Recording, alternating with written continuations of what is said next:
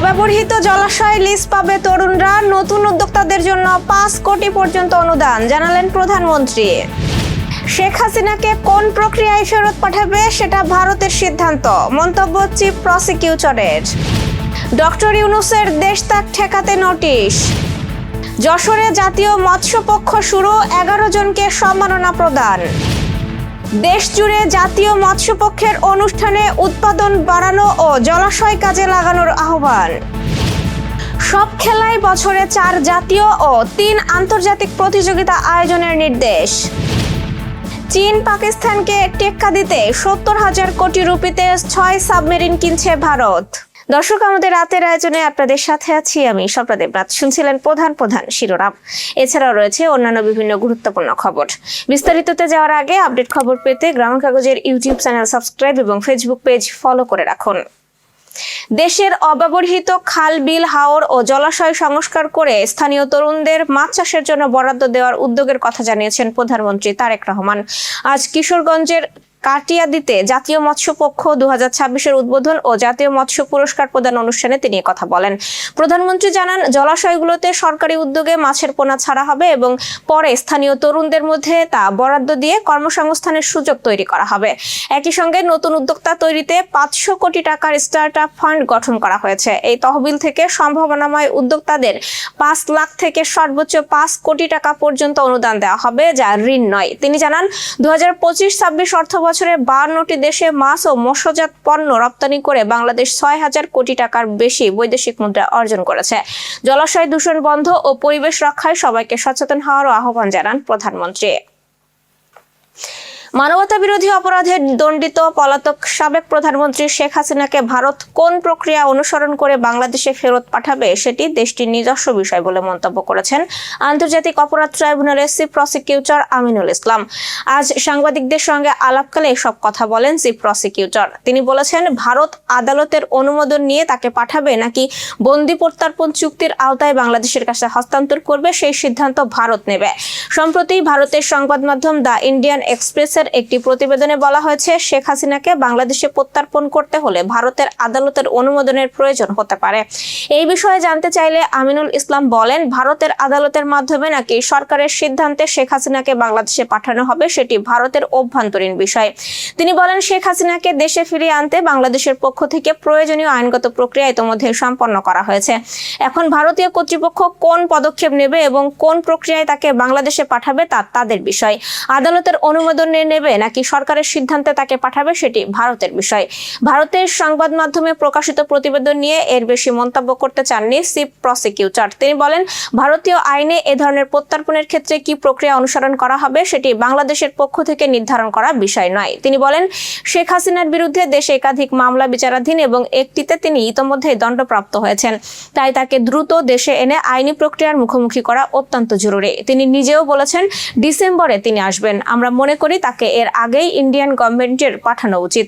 শেখ হাসিনাকে দেশে ফেরানোর বিষয়ে দুই দেশের মধ্যে আইনি ও কূটনৈতিক পর্যায়ের আলোচনা অব্যাহত রয়েছে এবং চূড়ান্তভাবে তাকে হস্তান্তরের বিষয়টি ভারতের আইনি কাঠামো ও সংশ্লিষ্ট কর্তৃপক্ষের সিদ্ধান্তের উপরে নির্ভর করছে বলে জানান চিফ প্রসিকিউটর।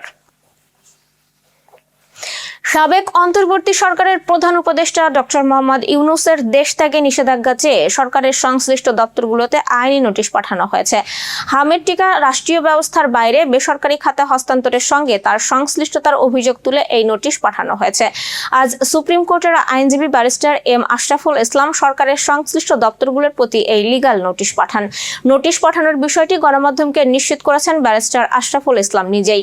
তিনি বলেন, হামের টিকাকে রাষ্ট্রীয় ব্যবস্থার আওতা থেকে বেসরকারি খাতে দেয়া অপচেষ্টা ও অশুভ কর্মকাণ্ডের সঙ্গে জড়িত থাকার অভিযোগে ডক্টর ইউনূসের দেশ ত্যাগে নিষেধাজ্ঞা চাওয়া হয়েছে। তবে নোটিশে উত্থাপিত অভিযোগগুলোর বিষয়ে ডক্টর মোহাম্মদ ইউনূসের বক্তব্য জানা যায়নি।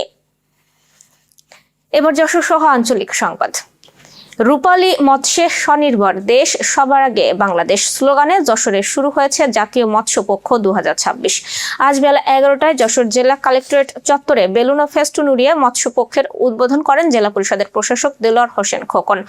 অনুষ্ঠানে আরও উপস্থিত ছিলেন অতিরিক্ত জেলা প্রশাসক সুজন সরকার ও জেলা সিনিয়র মৎস্য কর্মকর্তা মোহাম্মদ মনিরুল মামুন সহ সংশ্লিষ্ট দপ্তরের কর্মকর্তারা। উদ্বোধনের পরপরই বের হয় একটি বর্ণাঢ্য র্যালি। শহরের বিভিন্ন সড়ক প্রদক্ষিণ শেষে পৌর পার্কে গিয়ে দিয়ে র্যালিটি শেষ হয়। সেখানে অতিথিরা পৌর পার্ক পুকুরে মাছের পোনা অবমুক্ত করেন।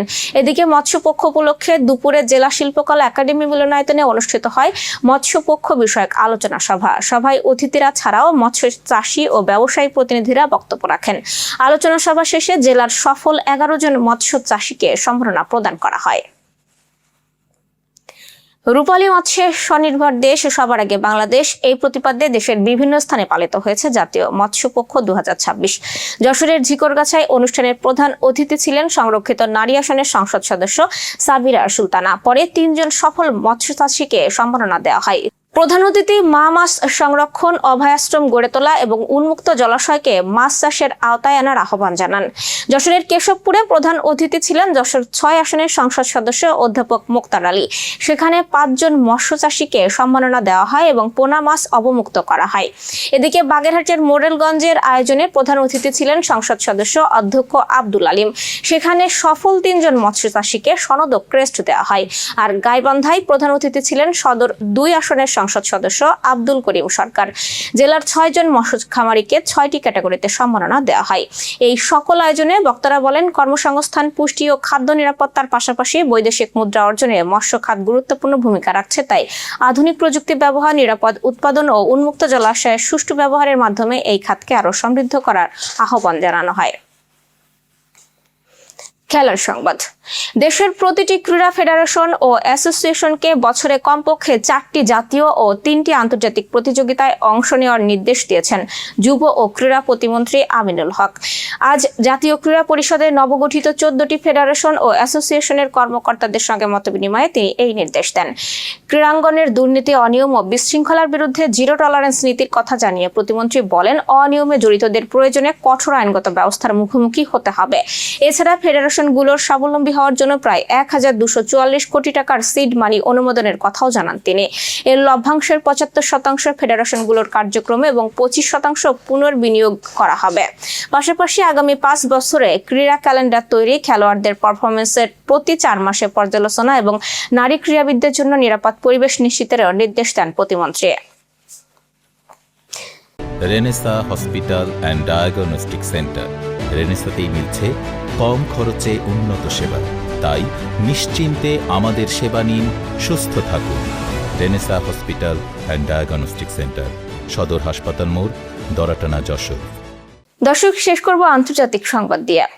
বঙ্গোপসাগর ও আরব সাগরে নৌশক্তি বাড়াতে জার্মানির কাছ থেকে 6টি অত্যাধুনিক সাবমেরিন কেনার উদ্যোগ নিয়েছে ভারত। প্রজেক্ট 75 ইন্ডিয়া প্রকল্পে প্রাথমিকভাবে ব্যয় ধরা হয়েছে প্রায় 70,000 কোটি রুপি। ভারতের প্রতিরক্ষা মন্ত্রণালয়ের সূত্র জানিয়েছে, প্রকল্পটির প্রস্তাবিত মধ্যেই মন্ত্রিসভা নিরাপত্তা বিষয়ক কমিটিতে পাঠানো হয়েছে। অনুমোদন মিললে জার্মানির থাইসেন কুরোপ মেরিন সিস্টেম ও ভারতের মাজাগাঁও ডক শিপ বিল্ডার্স যৌথভাবে ভারতের সাবমেরিনগুলো নির্মাণ করবে। সাবমেরিনগুলোতে এয়ার ইন্ডিপেন্ডেন্ট প্রোপালশন প্রযুক্তি থাকবে, ফলে দীর্ঘ সময় পানির নিচে অবস্থান করতে পারবে। এগুলো টর্পেডো ও অ্যান্টিশিপ মিসাইল সহ অত্যাধুনিক অস্ত্রে সজ্জিত হওয়ার কথা রয়েছে। ভারতের দাবি, প্রকল্পটি বাস্তবায়িত হলে বঙ্গোপসাগর ও আরব সাগরে দেশটির নৌ সামরিক সক্ষমতা বাড়বে এবং চীন ও পাকিস্তানের নৌবাহিনীর মোকাবেলায় কৌশলগত অবস্থান আরও শক্তিশালী হবে। দর্শক, এই ছিল আজকে রাতের আয়োজন। এরপর সকালের খবর দেখার আমন্ত্রণ জানাচ্ছি। বিদ্যুৎ ব্যবহারে সাশ্রয়ী হন এবং সেই সাথে সচেতন হন পানির অপচয় রোধে এবং হাম ও মশাবাহিত রোগ সম্পর্কে। শুভরাত্রি।